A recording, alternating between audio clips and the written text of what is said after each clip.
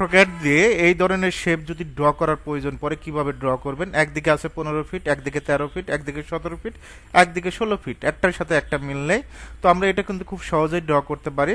যে কোনো একটা স্টেট মেজারমেন্ট থাকবে, এল সমান সমান এখান থেকে 15 ফিট নেব। ওকে, এদিকে এদিকে আছে 13 ফিট, সি লেখে এন্টার। এই পয়েন্ট থেকে সার্কেল নেবেন 13 ফিট। একইভাবে আমরা এই পয়েন্ট থেকেও সার্কেলটা নেব 13 ফিট।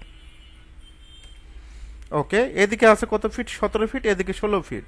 তো আমরা লাইন দিয়ে ড্র করব, আমরা পয়েন্ট সুন্দরভাবে কাজটা করার চেষ্টা করব। এই পয়েন্ট থেকে এই পয়েন্ট, এই সার্কেলগুলো আর রাখার প্রয়োজন নাই। সি লেখে এন্টার। এখান থেকে আমরা নেব 17 ফিট, এই দিক থেকে আমরা নেব হলো 16 ফিট। লাইন নেব, এল লেখে এন্টার। এই পয়েন্ট থেকে এই পয়েন্টে একটা ক্লিক করব, এই পয়েন্টে একটা ক্লিক করব। সিলেক্ট করে ডিলেট, এটাও সিলেক্ট করে আমরা ডিলিট করে দিব। DL dimension align, first point, second point,